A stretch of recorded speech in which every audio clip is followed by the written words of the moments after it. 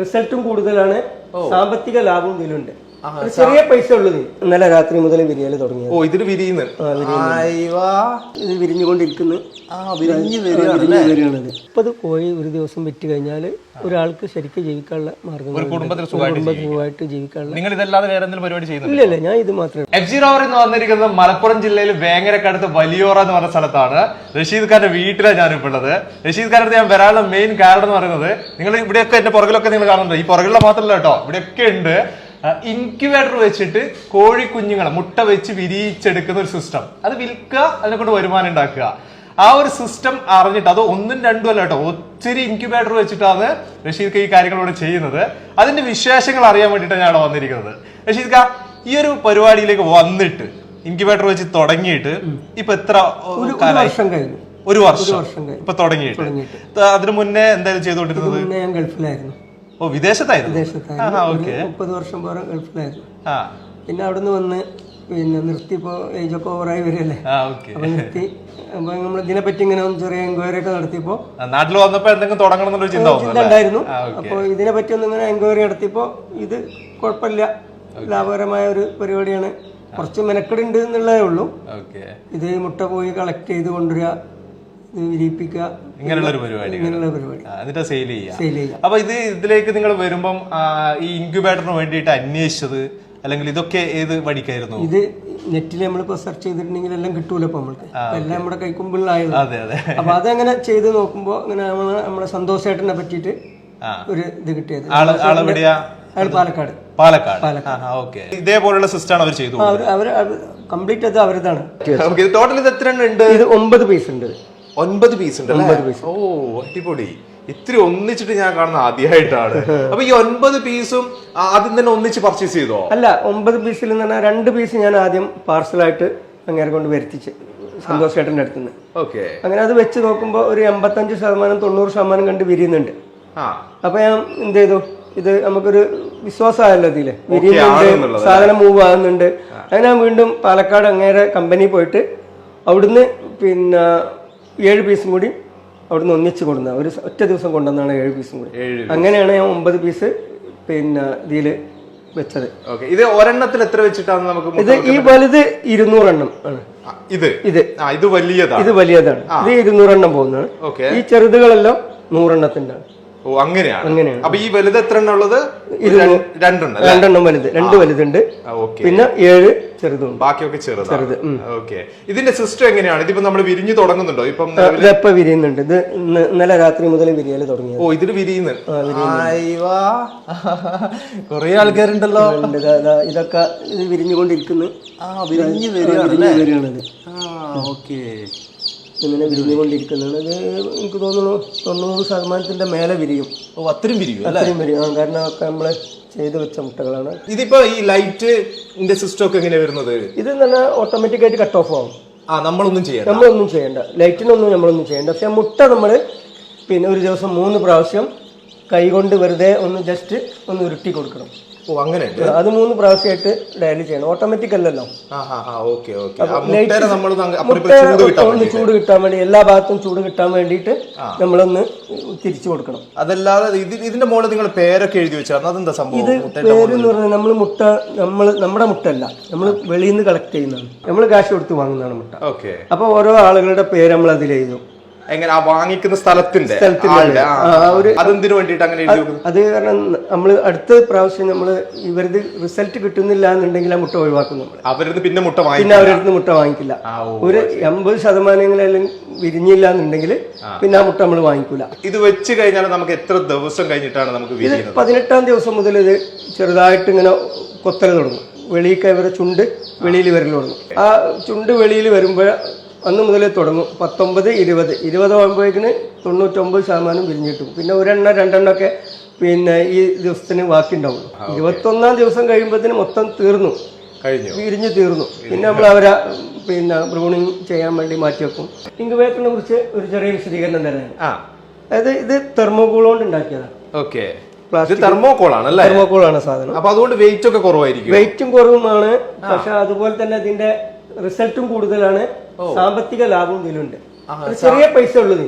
അത് ശരി. ഇത് ഈ ചെറു പീസിന് 1800 രൂപയും വലിയ പീസിന് 2500 രൂപയാണ്. ഓ, ചെറിയൊരു പൈസക്ക് നമുക്ക് ഇൻക്യുബേറ്റർ നമുക്ക് 100 മുട്ട വിരിയിപ്പിക്കാൻ പറ്റും.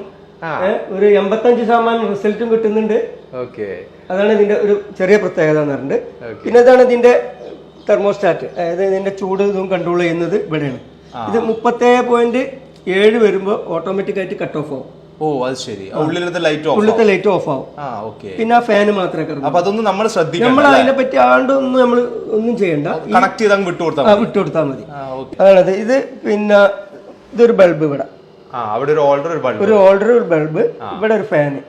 ഇതാണ് അതിന്റെ സിസ്റ്റം. ഇത്തരം കാര്യങ്ങൾ ഇതിനുള്ളൂ. സിമ്പിൾ പരിപാടി. അതെ. ഇതിപ്പോ ഇത് 100 മുട്ട വെക്കുന്നതാണ്.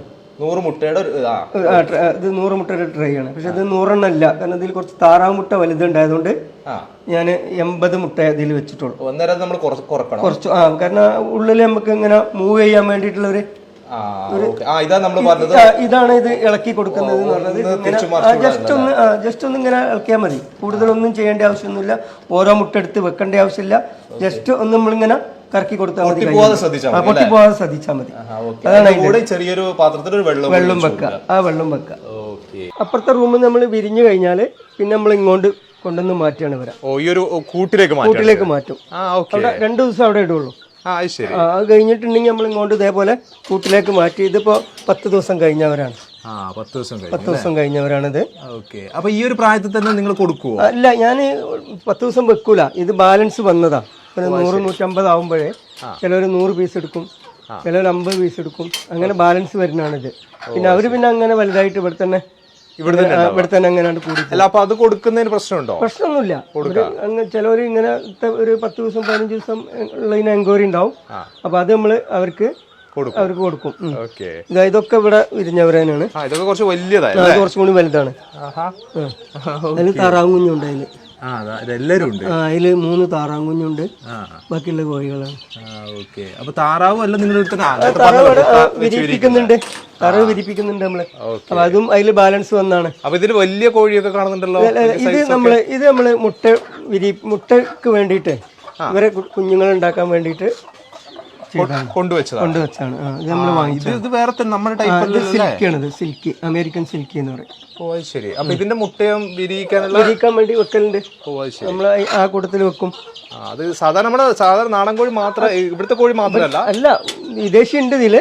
ഈ വിരിഞ്ഞ കോഴി കുഞ്ഞുങ്ങൾ ശരിക്കും എത്ര ദിവസം കൊണ്ട് നിങ്ങൾ കൊടുക്കും? 3-ാം ദിവസം നമ്മൾ വിൽപ്പന തുടങ്ങും. 3-ാം ദിവസം കൊടുക്കൽ തുടങ്ങും.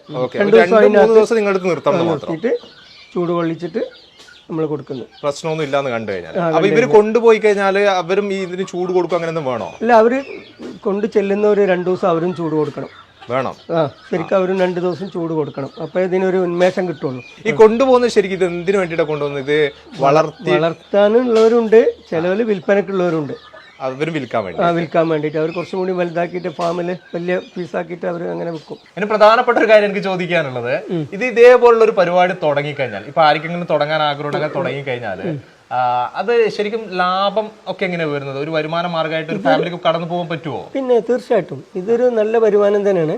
നമ്മളൊരു പീസ് വാങ്ങിച്ചിട്ട് വിൽക്കുന്നത് നമ്മൾ 55 രൂപക്കാ. ഒരു കോഴിക്കുഞ്ഞിന് നമ്മൾ വിൽക്കുന്നത് 55 രൂപക്കാ. 12 രൂപക്ക് നമ്മൾ മുട്ട വാങ്ങിച്ചാലും മറ്റുള്ള എല്ലാ ചിലവും കൂടി ഒരു 10 രൂപ കൂട്ടിയാലും 22 രൂപ നമുക്ക് വരുന്നുള്ളൂ. പിന്നെ നമുക്ക് ലാഭം തന്നെയല്ലേ? ലാഭം തന്നെയാണ്. അപ്പോൾ ഒരു ദിവസം വെച്ചിട്ട് നമുക്ക് ഏകദേശം എത്ര കോഴി വിറ്റ് പോകണം? ശരിക്ക് എന്ന് പറഞ്ഞാൽ 30 കോഴി ഒരു ദിവസം വിറ്റ് കഴിഞ്ഞാൽ ഒരാൾക്ക് ശരിക്കും ജീവിക്കാനുള്ള മാർഗം, ഒരു കുടുംബത്തിൽ സുഖമായിട്ട് ജീവിക്കാനുള്ള. നിങ്ങൾ ഇതല്ലാതെ വേറെ എന്തെങ്കിലും പരിപാടി ചെയ്യുന്നില്ല? ഇല്ല, ഞാൻ ഇത് മാത്രമേ ഉള്ളൂ. വേറെ ഒരു പരിപാടിയില്ല. ഫാമിലി ഇതുകൊണ്ട് എന്നല്ല, ഒരു മകനുണ്ട് വെളിയില്.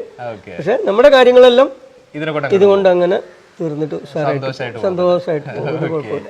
അപ്പൊ ഇത്രയാണ് ഇതിന്റെ വിശേഷങ്ങൾ എന്ന് പറയുന്നത്. വളരെ സിമ്പിൾ ആയിട്ട് കാര്യങ്ങളൊക്കെ റഷീദ് നമ്മളോട് പറഞ്ഞു തന്നിട്ടുണ്ട്. ഇതെങ്ങനെയാണ് ഇത് പിന്നെ പ്രവർത്തിക്കുന്നത്, ഇതെങ്ങനെ വാങ്ങിച്ചു കഴിഞ്ഞാൽ ഇതിന്റെ നേട്ടങ്ങൾ എന്തൊക്കെയാണ്, എന്തൊക്കെ കാര്യങ്ങൾ ശ്രദ്ധിക്കണം, ഇങ്ങനെയുള്ള എല്ലാ കാര്യങ്ങളും റഷീദ് നമ്മോട് വിശദീകരിച്ച് തന്നിട്ടുണ്ട്.